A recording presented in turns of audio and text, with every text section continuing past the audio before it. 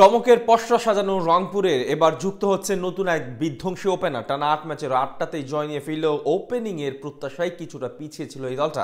অবশেষে ঘুচতে চলল সেই আক্ষেপ। চ্যাম্পিয়ন হবার রেইসে ভাটা না ফেলে বরং এবার আরো শক্তিশালী রূপে মাঠ মাতাতে চায় নুরুল হাসান সোহানের দল।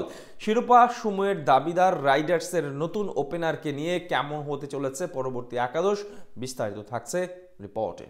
টানা ৮ ম্যাচের ৮টিতেই জয়। ঘরোয়া ক্রিকেটের আসরে এমন আগ্রাসী রূপে আগাতে এর আগে দেখা যায়নি কোনো দলকেই। তবে রংপুর বলেই হয়তো এবারের গল্পে রচিত হলো এমন এক অপরাজেয় আখ্যানের। বিশ্বের বিভিন্ন নামি দামি ফ্রাঞ্চাইজিকে নাকানি চুবানি খাইয়ে গ্লোবাল চ্যাম্পিয়নের তকমাজয়ী দলটা যেভাবে দুরন্ত গতিতে ছুটে চলেছে, তাদের রুখবেকে এটি যেন সবচেয়ে বড় প্রশ্ন হয়ে দাঁড়িয়েছে বিপিএল প্রেমীদের কাছে। চমকের পর চমক দেখানো দলটিতে এবার আসতে চলেছে নতুন এক চমক।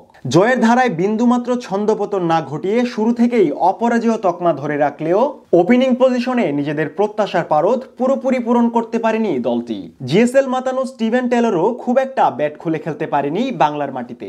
তাই টানা ৮ জয়ে এগিয়ে থেকে শেষ বেলায় পিছিয়ে পড়তে চায় না শিরোপার সময়ের অন্যতম দাবিদার দলটি।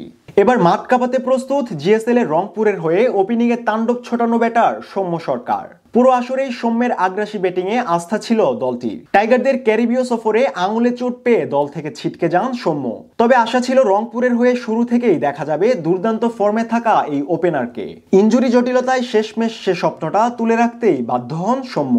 তবে এবার শেষ হলো অপেক্ষার প্রহর। ইনজুরির করাল থাবা থেকে প্রায় শতভাগ মুক্ত রাইডার্সদের ভরসার বাতিঘর। পরবর্তী ম্যাচগুলোতে ওপেনিং এর প্রত্যাশা পূরণে তাই সৌম্যই হতে পারে জয়ের দিক দিয়ে একরোখা দলটির নতুন ট্রাম্প কার্ড। এছাড়াও শেষ বেলায় ওপেনিং পজিশনে যেন কোনোভাবেই ভাটা না পড়ে সেদিক নজর দিয়ে বিদেশি তারকা ক্রিকেটার আনার ব্যাপারেও চিন্তা আছে দলটির, এমনটাও শোনা যাচ্ছে।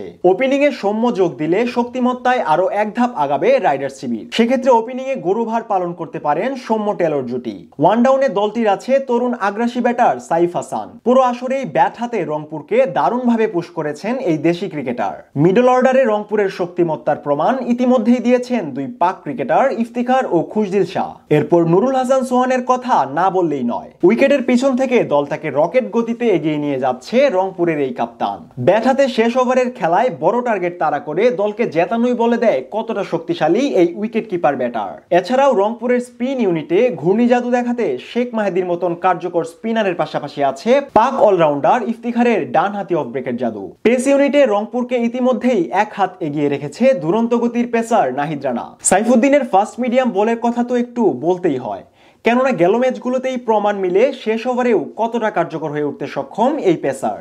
এদিকে দেশিদের পাশাপাশি পাকিস্তানের আকিব জাভেদও আছেন রংপুরের পেস ইউনিটের অন্যতম ভরসা হয়ে। ওপেনিং এর নতুন চমকে তাই শিরোপা জয়ের একদম পাশ ঘেঁষেই ছুটতে চলেছে এবারের দুর্জেয় রাইডার্স শিবির।